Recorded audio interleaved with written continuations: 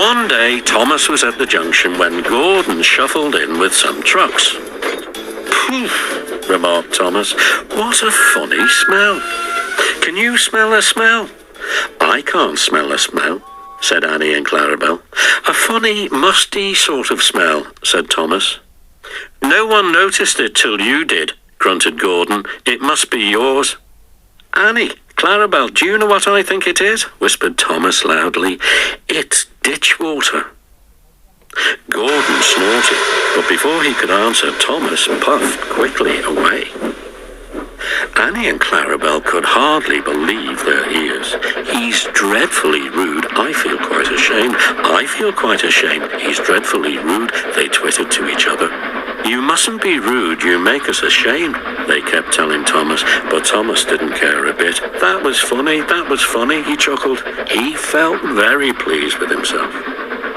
Annie and Clarabel were deeply shocked. They had a great respect for Gordon the big engine. Thomas left the coaches at a station and went to a mine for some trucks. Long ago, miners digging for lead had made tunnels under the ground. Though strong enough to hold up trucks, their roofs could not bear the weight of engines.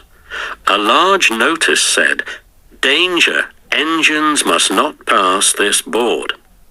Thomas had often been warned, but he didn't care. Silly old board, he thought. He had often tried to pass it, but had never succeeded. This morning he laughed as he puffed along. He had made a plan. He had to push empty trucks into one siding and pull out full ones from another. His driver stopped him, and the fireman went to turn the points.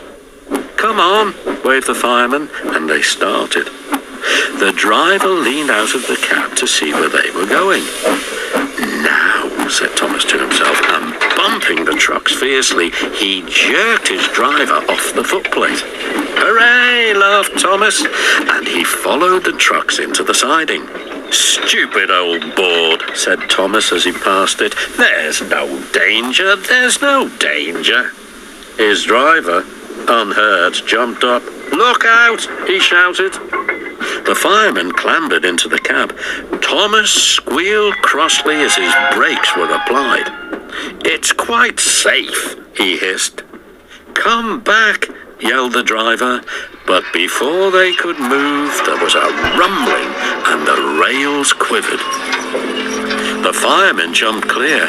As he did so, the ballast slipped away and the rails sagged and broke. "Fire and smoke," said Thomas. "I'm sunk." And he was. Thomas could just see out of the hole, but he couldn't move. "Oh dear," he said. "I am a silly engine." "And a very naughty one too," said a voice behind him. "I saw you." "Please get me out. I won't be naughty again." "I'm not so sure," replied the Fat Controller.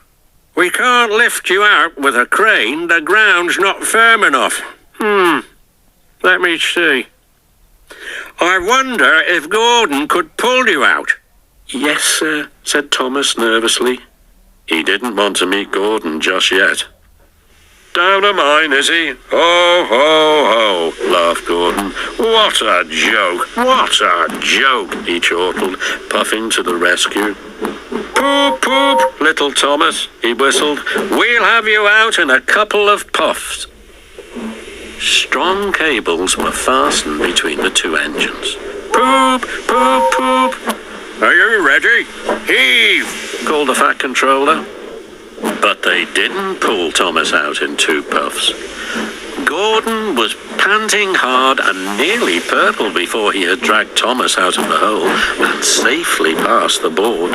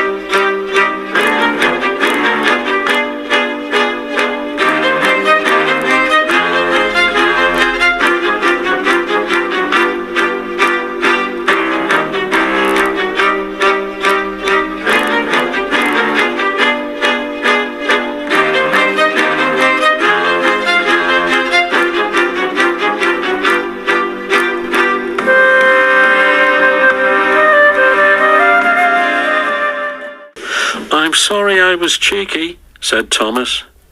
That's all right, Thomas. You made me laugh. I like that. I'm in disgrace, Gordon went on pathetically. I feel very low. I'm in disgrace too, said Thomas.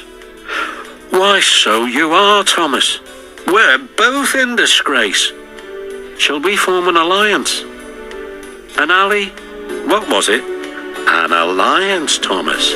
United we stand, together we fall, said Gordon grandly. You help me, and I help you. How about it? Right you are, said Thomas. Good, that's settled, rumbled Gordon. And buffer to buffer, the allies puffed home.